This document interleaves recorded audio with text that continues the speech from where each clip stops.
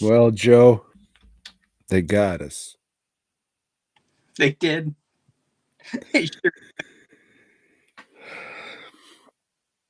Sure, the Snake King isn't a much better title, because who would be the Snake King in this? The goofy Chinese guy in the wig and lipstick? Or the Hydra, who isn't really a snake, but maybe is because it has a snake tail? Find out in the hit motion picture Snakeman. So he's saying it that way, but I got to tell you guys that this movie was called Snake Man. And when you hear a title like that, Snake Man, what are you fucking looking for? You want a man that's a fucking snake too, right? Maybe half a body, and then a fucking tail. I think there's a Marvel character like that. Uh, Copperhead. was it Copperhead or I? Python, Cottonmouth, one of the Serpent Society guys. Yes, but well, we'll let Tom roll you into the plot before we Fucking hell. spoil what happens here. All right. So in this one, a bunch of whites are fucking around in the jungle and they find some concrete, open it up. Oh my god, there's a fucking dead mummy guy in here. All right. Well, let's bring it back and put it in a museum in the States, I guess. Oh, wait a minute. This mummy guy has magical fountain of youth powers? Maybe he was 300 years old when he died. I can't believe it. Let's go Let's look. have a press conference about it, to where everybody is very excited about it, Tom. Yeah. So they say, all right, we're going to go and we're going to go into the old jungle and find the fountain of youth. But I guess we're not going to use the company helicopters.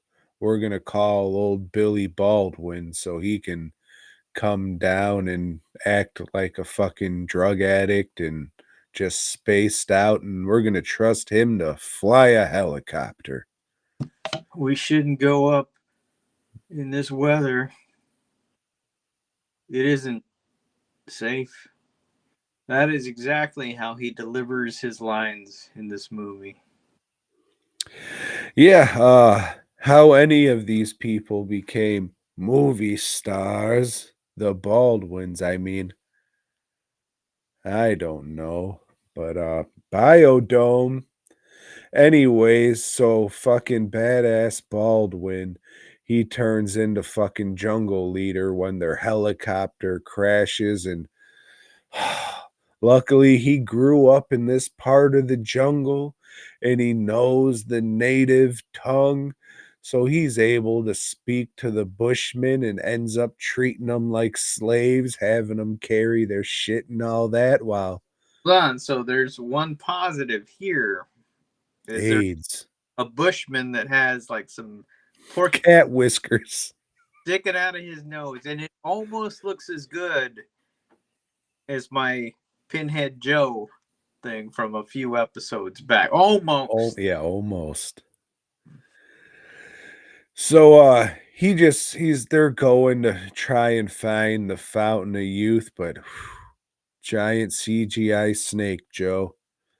Turns out it wasn't a giant CGI snake.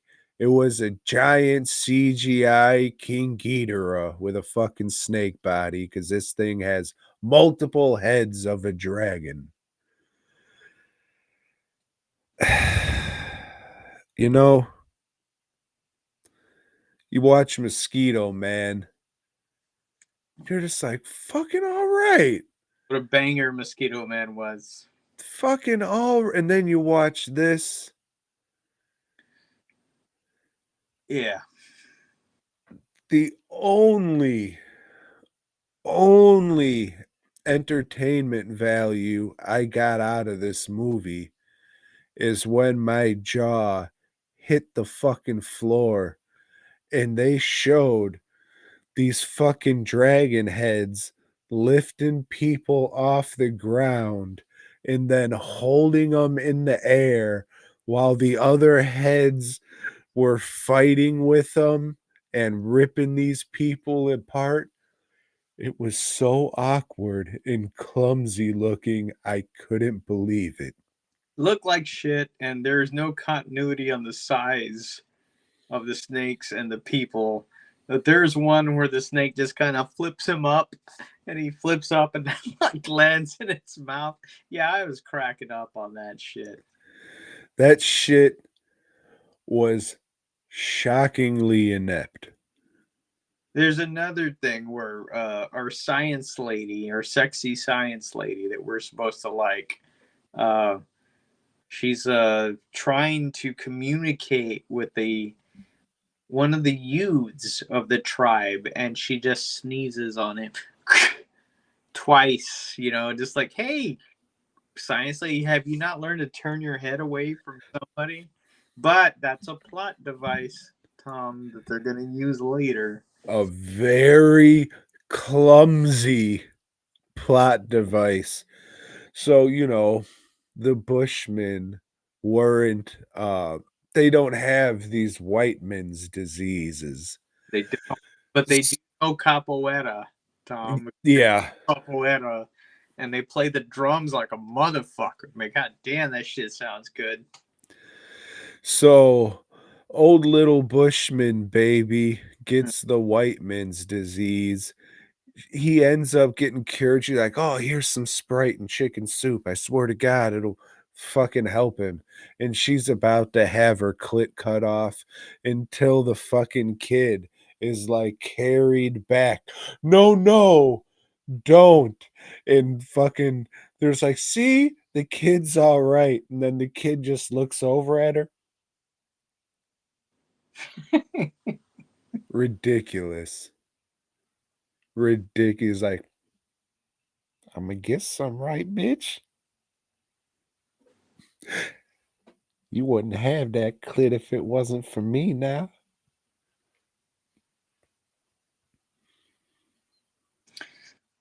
The company brings in the fucking Predator crew to take out And the Predator crew. You got Jared, the Subway guy, the fucking guy from Nickelodeon and Return of the Living Dead. Me. shit. Sorry, they're releasing them files. Tom. Yeah, it's like they're all they're coming in there with machine guns to kill any fucking snakes to get in their way.